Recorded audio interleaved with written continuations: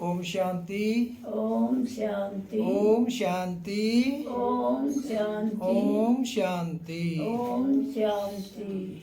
आज तारीख होगी 8/1/2025। प्रातः मुरली। ओम शांति। बाप दादा मधुबन। कहाँ बैठे हैं? उनमें बाप दादा के सम्मुख। सुनते आज के महावाक्य। बाबा कहते, मीठे बच्चे, बाप की श्रीमत तुम्हें 21 पीढ़ी का सुख दे देती है। इतनी न्यारी मत बाप के सिवाय कोई दे नहीं सकता। तुम श्रीमत पर चलते रहो। क्या कहते बाबा? बाप कहते, मीठे बच्चे, बाप की श्रीमत तुम्हें 21 पीढ़ी सुख देती है। इतनी न्यारी मत बाप के सिवाय कोई दे नहीं सकता। तुम श्रीमत पर चलते रहो। आज की मुरली से प्रश्न है, अपने आप को राज तिलक देने का सहज पुरुषार्थ क्या है? अपने आप को राज तिलक देने का सहज पुरुषार्थ क्या है? उत्तर है, अपने आप को राज तिलक देने के लिए बाप की जो शिक्षाएं मिलती है उन पर अच्छी रीति चलो। इसमें आशीर्वाद व कृपा की बात नहीं। दूसरा है, फॉलो फादर करो, दूसरे को नहीं देखना है, मन मना भव। इससे अपने को आप ही तिलक मिलता है। पढ़ाई और याद की यात्रा से ही तुम बैगर टू प्रिंस बनते हो। आज की मुरली से गीत चला, ओम नमो शिवाय, ओम नमो शिवाय, ओम शांति। जब बाप और दादा ओम शांति कहते हैं 2 बार भी कह सकते हैं, क्योंकि दोनों एक में है। एक है अव्यक्त, दूसरा है व्यक्त। अव्यक्त कौन सा है? शिव बाबा। और व्यक्त कौन सा है? ब्रह्मा बाबा। दोनों इकट्ठा है। 2 का इकट्ठा आवाज भी होता है, अलग अलग भी हो सकता है। यह एक वंडर है। दुनिया में यह कोई नहीं जानते कि परम पिता परमात्मा इनके शरीर में बैठ ज्ञान सुनाते हैं। यह कहाँ भी लिखा हुआ नहीं है। बाप ने कल पहले भी कहा था, अभी भी कहते हैं कि मैं इस साधारण तन में बहुत जन्मों के अंत में इनमें प्रवेश करता हूँ। इस साधारण तन में बहुत जन्मों के अंत में इनमें प्रवेश करता हूँ, इनका आधार लेता हूँ। गीता में कुछ न कुछ ऐसे वर्शंस है जो कुछ रियल भी है। यह रियल अक्षर है, मैं बहुत जन्मों के अंत में प्रवेश करता हूँ, जबकि यह वानप्रस्थ अवस्था में है। गीता में भी कहा कि मैं इनके बहु जन्मों अंत के जन्म में प्रवेश करता हूँ, जब ये वानप्रस्थ। इनके लिए कहना ठीक है, पहले पहले सतयुग में जन्म भी इनका है, फिर लास्ट में वानप्रस्थ अवस्था में है, जिसमें ही बाप प्रवेश करते हैं। पहले पहले सतयुग में श्री कृष्ण प्रिंस लक्ष्मी नारायण बनते हैं। उसके बाद लास्ट जन्म में जब ब्रह्मा बाबा प्रवेश करते हैं तो ये बनते हैं शिव बाबा। प्रवेश करते हैं तो ये बनते हैं ब्रह्मा बाबा। तब इनका नाम ब्रह्मा रखा है।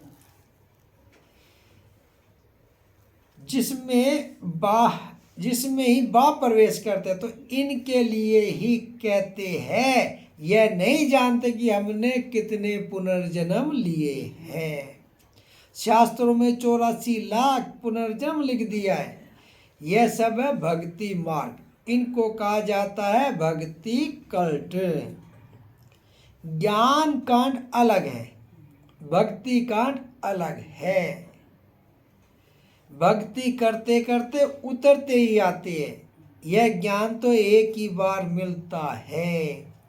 कब से करते आ रहे हैं भक्ति? द्वापर से, और गिरते ही आते हैं। और यह ज्ञान सिर्फ एक बार ही पुरुषोत्तम संग युग पे मिलता है। और इसके बाद हम बाबा ले जाएंगे अपने साथ शांति धाम, परम धाम, और फिर आएंगे सुख धाम। तो यही बाबा बता रहे हैं कि शास्त्रों में 84 लाख पुनर्जन्म लिख दिया है। यह सब भक्ति मानी को कहा जाता है भक्ति कांड। ज्ञान कांड अलग है, भक्ति कांड अलग है। भक्ति करते करते उतरते ही आते हैं। यह ज्ञान तो एक ही बार मिलता है। बाप एक ही बार सर्व की सदगति करने आते हैं। क्या करने आते हैं? सर्व की सदगति, सदगति करने आते हैं, लेकिन एक की नहीं, सभी की। गीता में तो कह दिया ना कि अर्जुन को इसे ज्ञान सुनाया, लेकिन यहाँ परमपिता परमात्मा कहते हैं कि मैं सर्व की सदगति करने आता हूँ, एक की नहीं। बाबा आकर सबकी एक ही बार प्रारब्ध बनाते हैं भविष्य की। तुम पढ़ते ही हो भविष्य नई दुनिया के लिए। बाप आते ही है नई राजधानी स्थापन करने, इसलिए इनको राजयोग कहा जाता है। बाप समझाते हैं योग बल से तुम पैराडाइज के मालिक बनते हो। योग बल से तुम पैराडाइज के मालिक बनते हो। पैराडाइज स्थापन किया है बाप ने, यानी स्वर्ग स्थापन किया है बाप ने। कैसे स्थापन करते हैं वह नहीं जानते। यह राजयोग रूहानी बाप ही सिखलाते हैं, जिस्मानी कोई मनुष्य सिखला न सके। आजकल अडल्ट्रेशन, करप्शन तो बहुत है ना, मिलावट तो बहुत है ना, इसलिए बाप ने कहा है मैं पतितों को पावन बनाने वाला हूँ। बाबा क्या करते हैं? पतितों को पावन बनाते हैं। जरूर फिर पतित बनने वाला भी कोई होगा। अगर बाबा पावन बनाते तो पतित बनाने वाला भी कोई होगा। अभी तुम जज करो, बरोबर ऐसे है ना। मैं ही आकर सभी वेदों शास्त्रों आदि का सार सुनाता हूँ। ज्ञान से तुमको 21 जन्मों का सुख मिलता है। भक्ति मार्ग में अल्पकाल क्षण भंगुर सुख, यह 21 पीढ़ी का सुख जो बाप ही देते हैं। बाप तुमको सदगति देने के लिए जो श्रीमत देते हैं वह सबसे न्यारी है। यह बाप सबकी दिल लेने वाला है। जैसे वह जड़ देलवाड़ा मंदिर है, यह फिर है चैतन्य देलवाड़ा मंदिर। एक्यूरेट तुम्हारी एक्टिविटी के ही चित्र बने हैं। इस समय तुम्हारी एक्टिविटी चल रही है। दिल वाला बाप मिला है, सर्व का सदगति करने वाला, सर्व का दुख हर कर सुख देने वाला।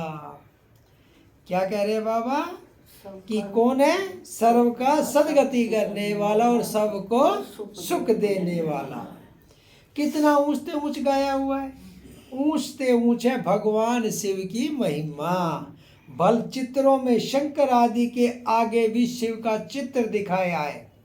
वास्तव में देवताओं के आगे शिव का चित्र रखना तो निषिद्ध है।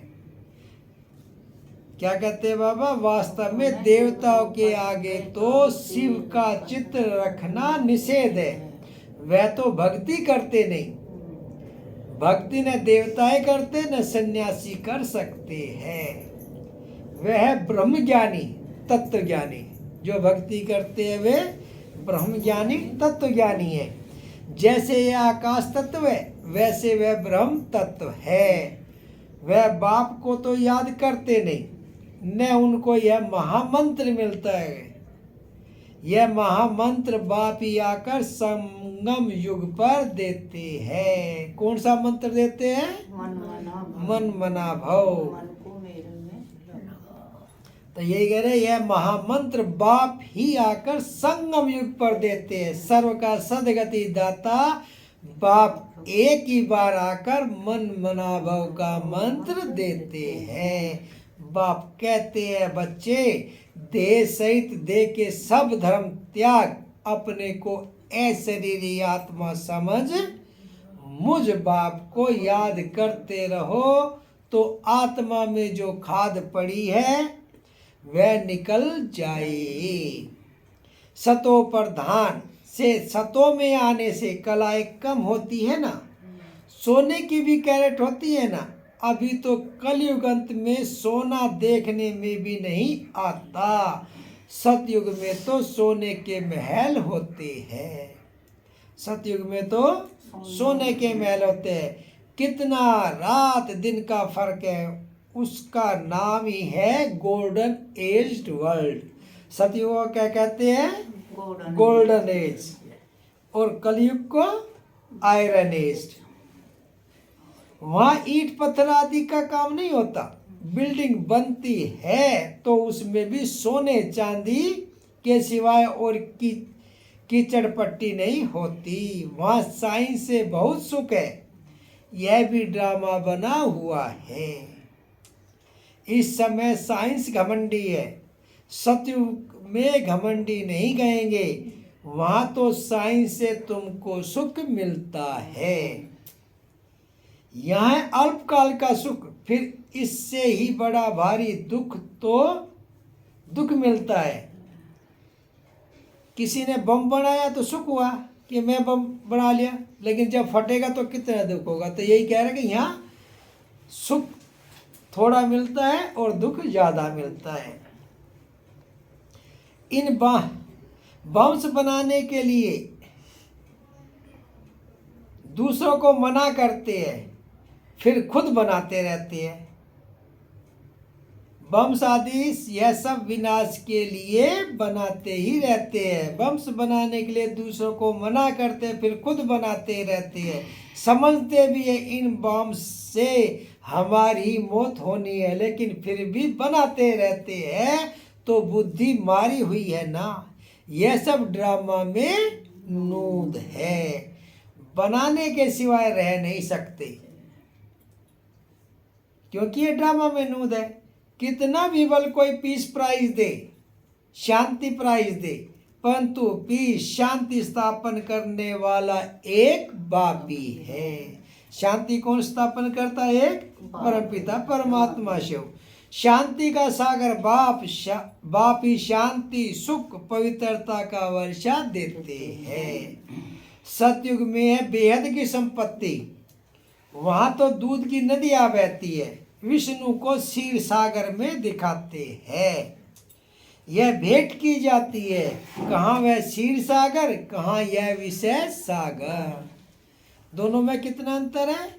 वहाँ दूध की नदियाँ, यहाँ क्षीर सागर, और यह है विषय सागर। भक्ति मार्ग में फिर तालाब आदि बनाकर उसमें पत्थर पर विष्णु को सुला देते हैं। भक्ति में कितना खर्चा करते हैं, कितना waste of time, waste of money करते हैं। देवियों की मूर्तियां कितना खर्चा कर बनाते हैं, फिर समुंदर में डाल देते हैं। तो पैसे वेस्ट हुए ना। यह गुड़ियों की पूजा। कोई के भी ऑक्यूपेशन का किसको पता नहीं है। अभी तुम किसके भी मंदिर में जाओ तो तुम हर एक का ऑक्यूपेशन जानते हो। बच्चों को मना नहीं है कहाँ भी जाने की। आगे तो बेसमझ बनकर जाते थे, अभी सेंसुअल बनकर जाते हो। तुम कहेंगे हम इनके 84 जन्मों को जानते हैं। भारतवासियों को तो श्री कृष्ण के जन्म का भी पता नहीं है। तुम्हारी बुद्धि में यह सारी नॉलेज है। नॉलेज सोर्स ऑफ इनकम है। वेद शास्त्र आदि में कोई एम ऑब्जेक्ट नहीं है। स्कूल में हमेशा एम ऑब्जेक्ट होती है। इस पढ़ाई से तुम कितने साहूकार बनते हो। स्कूल में भी पढ़ने जाते हैं तो उसका कोई उद्देश्य होता है। मैं बैरिस्टर बनूंगा, मैं इंजीनियर बनूंगा, मैं डॉक्टर बनूंगा। इसी तरह इस पढ़ाई का भी एम ऑब्जेक्ट है। क्या है?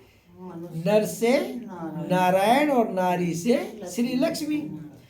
इस पढ़ाई से तुम कितने साहूकार बनते हो। ज्ञान से होती है सदगति।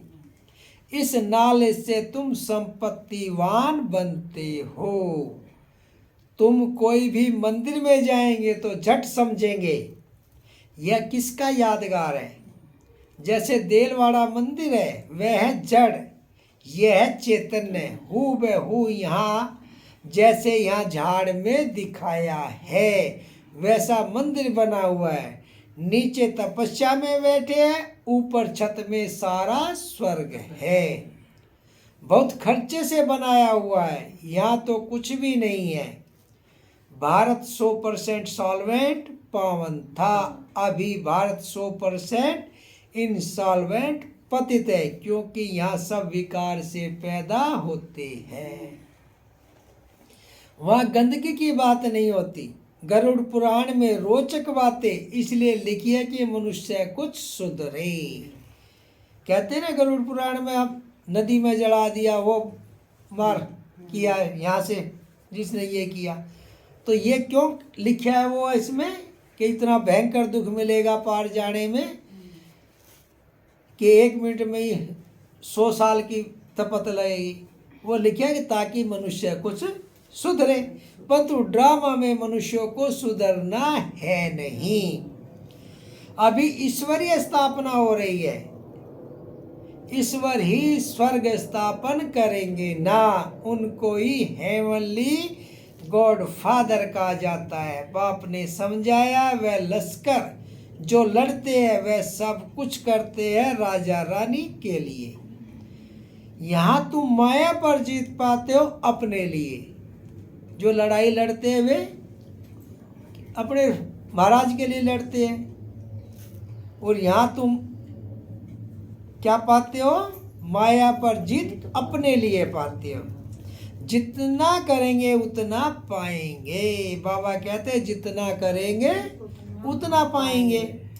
तुम हर एक को अपना तन मन धन भारत को स्वर्ग बनाने में खर्च करना पड़ता है। जितना करेंगे उतना ऊंच पद पाएंगे। यहाँ रहने का तो कुछ है नहीं। अभी के लिए ही गायन है, किन की दबी रही धूल में किन की राजा खाए। अभी बाप आया हुआ है तुमको राज्य भाग्य दिलाने। कहते हैं अब तन मन धन सब इसमें लगा दो। इसने ब्रह्मा ने, इसने किसने? ब्रह्मा ने सब कुछ नौचावर कर दिया ना। इनको कहा जाता है महादानी।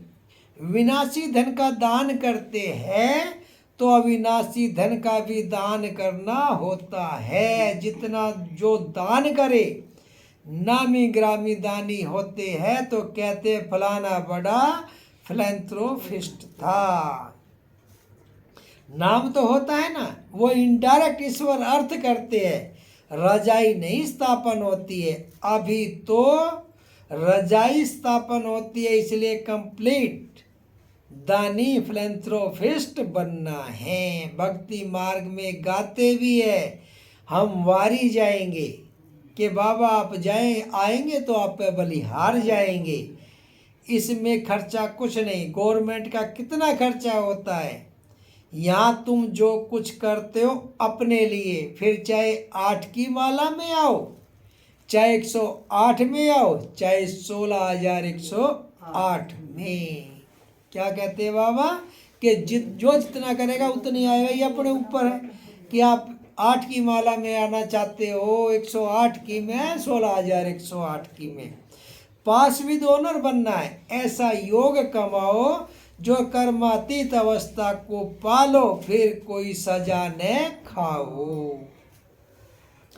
तुम सब वॉरियर्स, तुम सब हो वॉरियर्स। तुम्हारी लड़ाई है रावण से, कोई मनुष्य से नहीं। ना पास होने के कारण 2 कला कम हो गई। त्रेता को 2 कला कम स्वर्ग कहेंगे, क्योंकि सतयुग में है 16 कला और त्रेता में 14 कला। तो कह रहे कि 2 कला कम हो गई, 2 कला कम स्वर्ग कहेंगे। पुरुषार्थ तो करना चाहिए ना, बाप को पूरा फॉलो करने का। इसमें मन बुद्धि से सरेंडर होना है, इसमें मन बुद्धि से सरेंडर होना है। बाबा यह सब कुछ आपका है। क्या कह रहे हैं? बाबा सब कुछ आपका है। बाप कहेंगे यह सर्विस में लगाओ। मैं जो तुमको मत देता हूँ वह कार्य करो। यूनिवर्सिटी खोलो, सेंटर खोलो, बहुतों का कल्याण हो जाएगा। सिर्फ यह मैसेज देना है, बाप को याद करो और वर्षा लो। क्या मैसेज देना है? बाप को याद करो और वर्षा लो। मैसेंजर पैगंबर तुम बच्चों को कहा जाता है।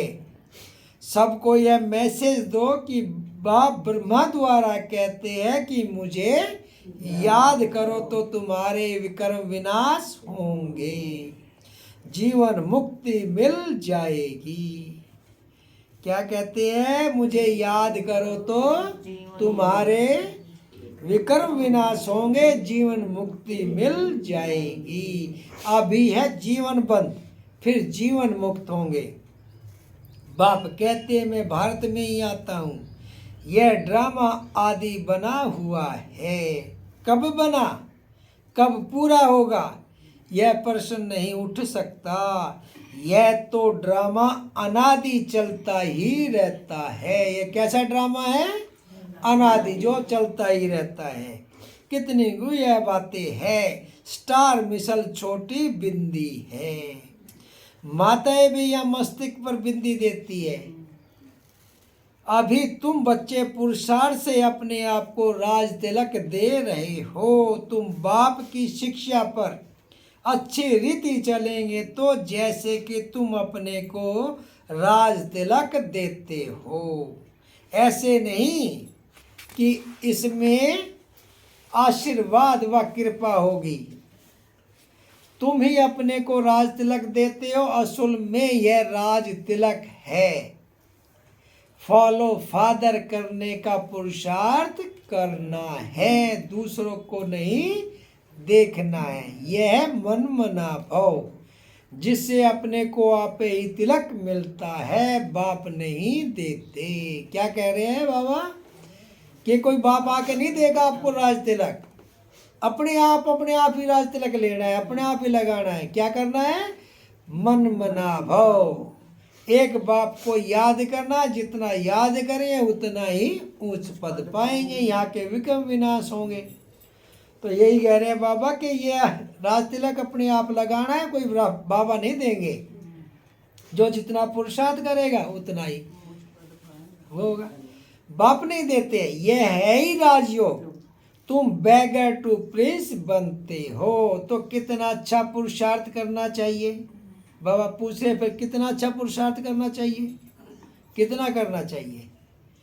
जितना जितना योग उतनी धारणा होगी। योग में ही मेहनत है, इसलिए भारत का राजयोग गाया हुआ है। बाकी गंगा स्नान करते करते तो आयु भी चली जाए तो भी पावन बन न सके। भक्ति मार्ग में ईश्वर अर्थ गरीबों को देते हैं, या फिर खुद ईश्वर आकर गरीबों को ही विष की बादशाही देते हैं। अब गंगा स्नान आ रहा है, महाकुंभ लगा हुआ है इलाहाबाद में, तो यही कह रहे हैं कि गंगा में नहाने से पावन नहीं बनेंगे। बाकी स्नान करते तो आयु भी चली जाए तो भी पावन बन न सके। भक्ति मार्ग में ईश्वर अर्थ गरीबों को देते हैं, या फिर खुद ईश्वर आकर गरीबों को ही विष की बादशाही देते हैं। कितना फर्क है, यहाँ हम देते हैं यहाँ, और इस समय स्वयं परमात्मा आके ही हमको विष की बादशाही देती है। गरीब निवाज है ना। भारत जो 100% सॉल्वेंट था, अब इस समय 100% इंसॉल्वेंट है। दान हमेशा गरीबों को दिया जाता है। बाप कितना ऊंच बनाते हैं, ऐसे बाप को गाली देते हैं। बाप कहते हैं ऐसे जब गलानी करते हैं तब मुझे आना पड़ता है। यह भी ड्रामा बना हुआ है। यह बाप भी है, टीचर भी है। सिख लोग कहते हैं सतगुरु अकाल। बाकी भक्ति मार्ग के गुरु तो ढेर है। अकाल को तख्त सिर्फ यहाँ यह मिलता है, तुम बच्चों का भी तख्त यूज करते हैं। क्या कहते हैं? तुम बच्चों का भी तख्त यूज करते हैं। कैसे यूज करते हैं? ब्रह्मा के तन में आते हैं, क्योंकि उनका शरीर से खुद बोलते हैं। कहते हैं मैं इनमें प्रवेश कर सबका कल्याण करता हूँ। इस समय इनका यह पार्ट है, यह बड़ी समझने की बातें है नया कोई समझ न सके। अच्छा मीठे मीठे सिकी लदे बच्चों प्रति माता पिता बाप दादा का याद प्यार और गुड मॉर्निंग। रूहानी बाप की रूहानी बच्चों को नमस्ते। हम रूहानी बच्चों की रूहानी माता पिता बाप दादा को याद प्यार गुड मॉर्निंग और नमस्ते नमस्ते सदा रहो हंसते। चलो परम धाम के रास्ते। धारणा के लिए मुख्य सार पहला, अविनाशी ज्ञान धन का दान कर महादानी बनना है। जैसे ब्रह्मा बाप ने अपना सब कुछ इसमें लगा दिया, ऐसे फॉलो फादर कर रजाई में ऊंच पद लेना है। दूसरा, सजाओ से बचने के लिए ऐसा योग कमाना है जो कर्मातीत अवस्था को पाले। पास विद ओनर बनने का पूरा पूरा पुरुषार्थ करना है, दूसरों को नहीं देखना है। क्या कहते हैं रोहतास? दूसरों को नहीं देखना है। वरदान, कड़े नियम और दृढ़ संकल्प द्वारा अलबेलेपन को समाप्त करने वाले ब्रह्मा बाप समान अथक भव। कड़े नियम और दृढ़ संकल्प द्वारा अलबेलेपन को समाप्त करने वाले ब्रह्मा समान अथक भव। ब्रह्मा बाप समान अथक बनने के लिए अलबेलेपन को समाप्त करो। इसके लिए कोई कड़ा नियम बनाओ, दृढ़ संकल्प करो। अटेंशन रूपी चौकीदार सदा अलर्ट रहे तो अलबेलापन समाप्त हो जाएगा। पहले स्व के ऊपर मेहनत करो, फिर सेवा में, तब धरनी परिवर्तन होगी। अभी सिर्फ कर लेंगे हो जाएगा। इस आराम के संकल्पों के डल्लप को छोड़ो, करना ही है। यह स्लोगन मस्तक में याद रहे तो परिवर्तन हो जाएगा। स्लोगन है, समर्थ बोल की निशानी है जिस बोल में आत्मिक भाव और शुभ भावना हो। समर्थ बोल की निशानी है जिस बोल में आत्मिक भाव और शुभ भावना हो। ओम शांति। अपनी शक्तिशाली मनसा द्वारा सकाश देने की सेवा करो। जितना जितना समय समीप आता जा रहा है उतना वैर संकल्प भी बढ़ रहे हैं, लेकिन यह चुकतू होने के लिए बाहर निकल रहे हैं। उन्हों का काम है आना और आपका काम है उठती कला द्वारा सकाश द्वारा परिवर्तन करना। घबराओ नहीं, उसके सेक में नहीं आओ। ओम शांति। ओम